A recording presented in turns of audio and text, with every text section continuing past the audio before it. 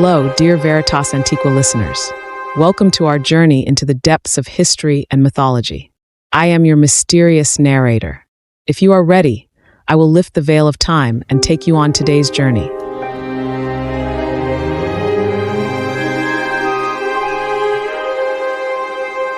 In the heart of Anatolia, in an age when time had not yet been recorded in calendars, the gods walked the earth.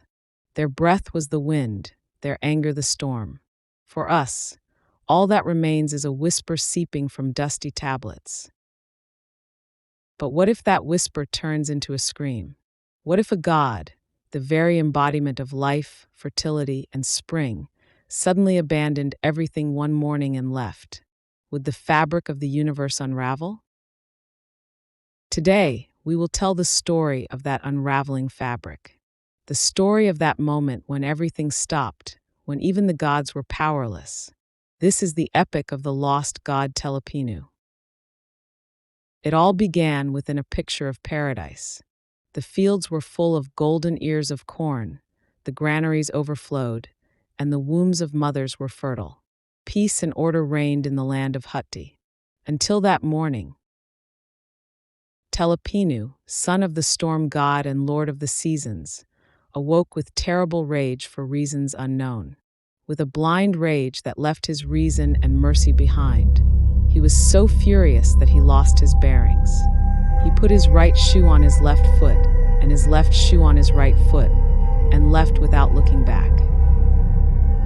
And with his departure, time itself froze. A cloud of dust covered the windows, suffocating smoke filled the houses. The fires burning in the hearths went out. The sheep in the pen and the cattle in the barn stopped breathing. Nature forgot its most basic law. The sheep kicked its lamb, the cow rejected its calf. Humans and animals could no longer conceive. Those who remained could not give birth. The world was crippled by the wrath of its God. The crisis was so great that it reached the gods themselves.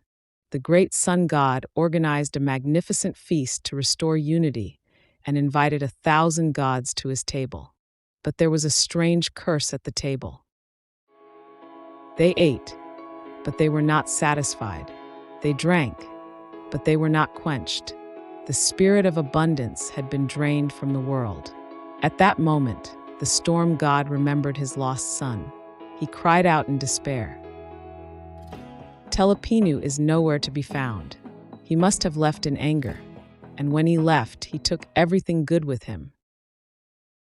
And so the great search began.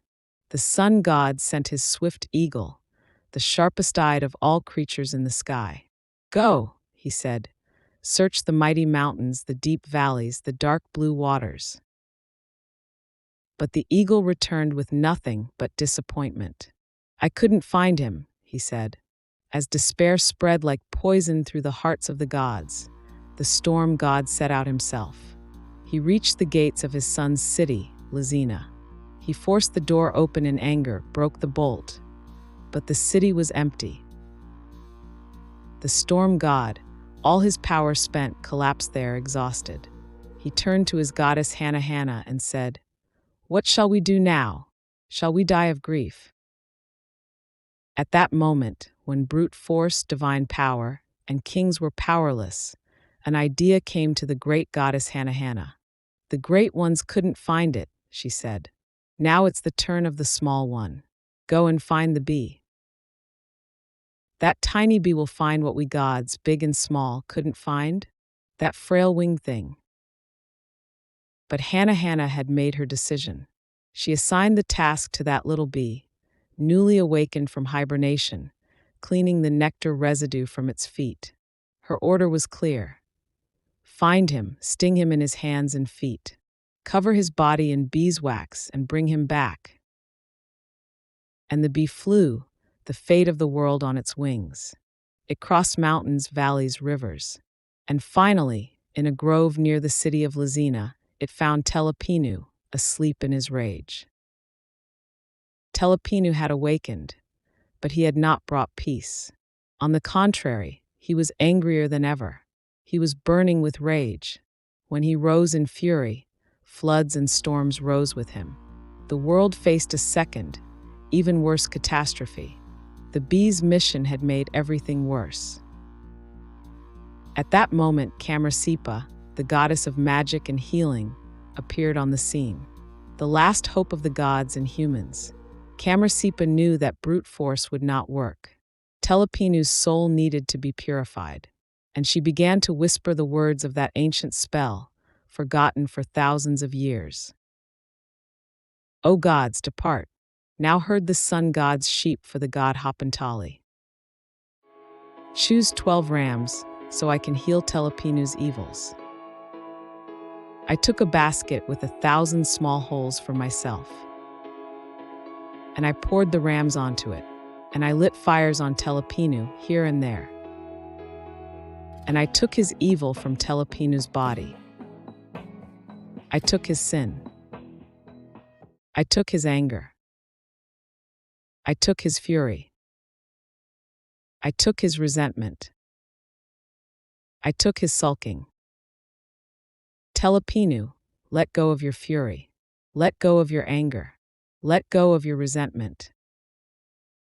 And just as water in a channel does not flow backward, let Telipinu's fury, rage, and resentment not return in the same way. Let his fury, rage, sin, and resentment go. Let the house leave him. Let the window be freed from him. Let the inner courtyard be freed from him. Let the city gate be freed from him. Let him go to the path of the sun god of the dark land. The gatekeeper opened the 7 gates. He pulled the bolts of the 7 gates.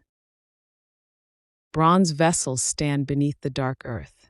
Their lids are of lead. Their handles are of iron. Whatever enters them cannot come out again. It perishes within them. May they capture Telipinu's wrath, his anger, his sin, and his resentment, and may they never return.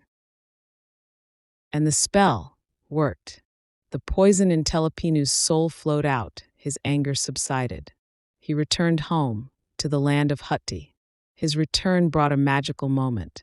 Extinguished fires reignited. The smoke in the houses cleared.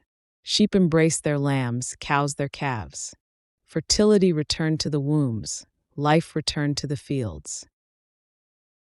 And in honor of Telipinu, they planted a sacred juniper tree that always remained green in front of his temple. They hung a bag filled with sheep fat, grain, wine, and meat on its branch. That bag contained eternal life, abundance, and fertility. Telipinu's story tells us not only about the cycle of nature, the death of winter, and the resurrection of spring. It reminds us how fragile order is, and it whispers that sometimes the smallest and most unexpected can solve problems that even the greatest gods cannot solve. But what if it's more than just a whisper?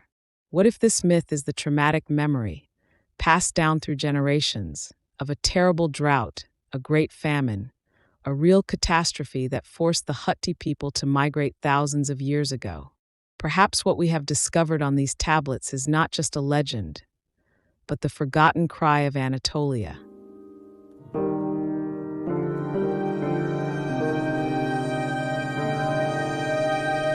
Thank you for joining us in this episode. You have been listening to the Veritas Antiqua channel. You can subscribe to our channel and follow us on social media to stay updated on new episodes. Farewell.